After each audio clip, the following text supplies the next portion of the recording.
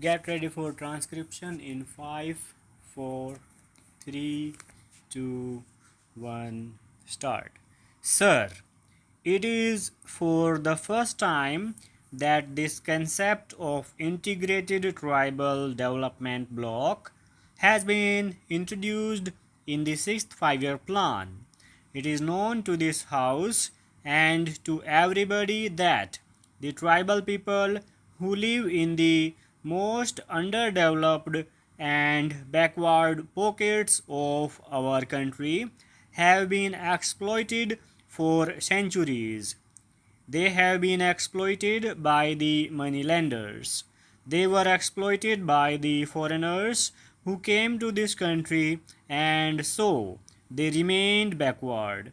We brought the concept of tribal development blocks.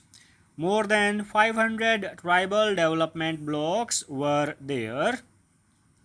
Central assistance was given to the states so that they could develop, but unfortunately, the exploitation has remained there. The states, instead of spending some money from their own state plans, spent only that money which was given by the center. So, seeing their plight, seeing that after 50 years of independence, they have not come up to the standard, and our Prime Minister was kind enough to pay a special attention to the development of tribals. And it is for the first time that this concept has been introduced. This concept has been that we must protect them from exploitation and we must raise their standard of living and their educational level. A conference of the state ministers and chief ministers responsible for tribal development was called and certain hard decisions were taken. The first decision we took was to change the excise policy. We said that vending of liquor through contractor should not be there in the tribal areas. I plead guilty that in spite of our calling the conference and advising the chief ministers, all the chief ministers have not done it. But in the majority of the states, it is being done. In some states, in tribal areas, the new excise policy is in operation and vending of liquor through contractors has been stopped. Then there was the question of review of land laws and restoration of appropriated lands which were taken away from the tribals by hook or by crook by the moneylenders and other exploiters.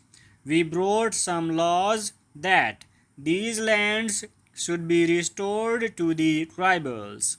When the new economic program was launched after the earlier period, it was for the first time that action was taken on that, and most of the states have passed laws under which appropriated lands are being restored to the tribals.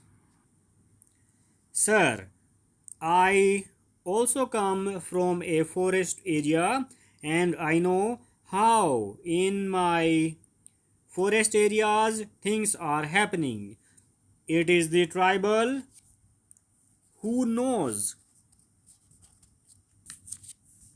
how to get it and then come to the contractor who used to exploit these poor tribals and take the minor forest produce at very cheap prices and sell it to government or other agencies at a very high price, making a lot of profit.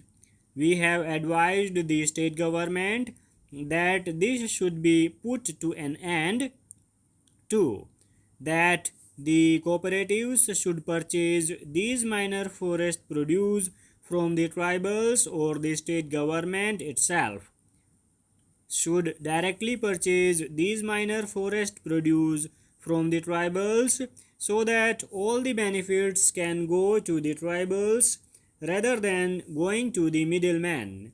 Then, in the field of marketing policy, there also we are taking steps so that exploitation of the tribals by these moneylenders can be stopped. Nowadays, what happens particularly in Madhya Pradesh, Orissa and Bihar is that if a moneylender gives a few rupees to a tribal, he makes him bonded labor for life. The tribal people are simple people, they do not know the calculation and other things. A few hundred rupees are given to them, and for their whole life they have to serve that man, because he will say that it is the interest that has been paid and the original still remains. So he becomes a bonded laborer to the money lender. To end that exploitation also, laws have been passed, and liquidation of indebtedness is one item of the new economic program. An alternative system of credit is also being provided, and particularly in the tribal areas, we are seeing to it that when they need consumption loans, there are some arrangement which should be made so that they have not to go to those very moneylenders who will now exploit them with more vigor. A single line of administration has been provided with effective delegation. Previously, postings in tribal areas were considered as punishment postings. Whenever any officer was found unfit in urban areas, he used to be posted in the tribal areas.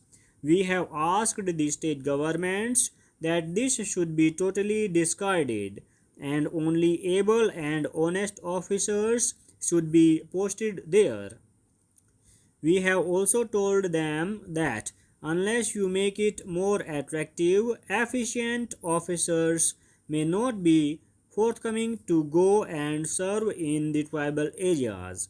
But we have appointed some efficient officers and given them incentives in the form of money and facilities, so that those who are posted in the tribal areas can live in that area.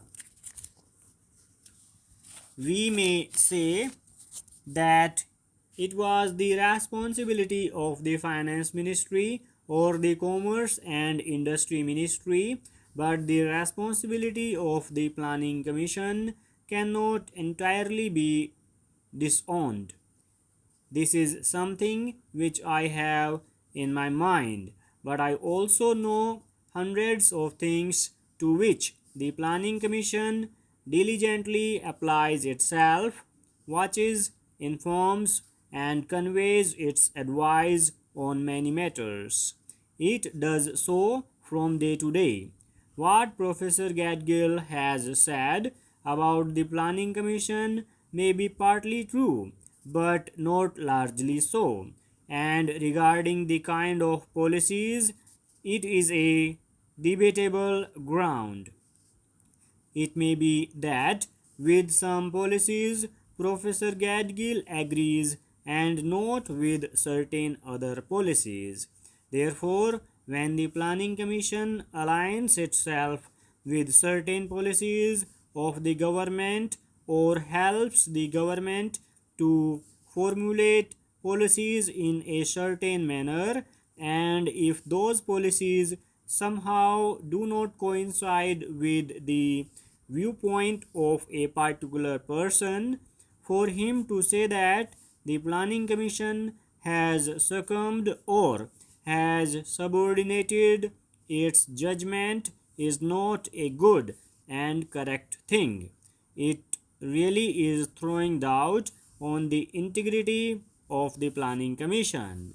Sir, the honorable member quoted from an article by Professor Galbraith and observed that the socialism to which this government is committed in this country is illusion. Full stop.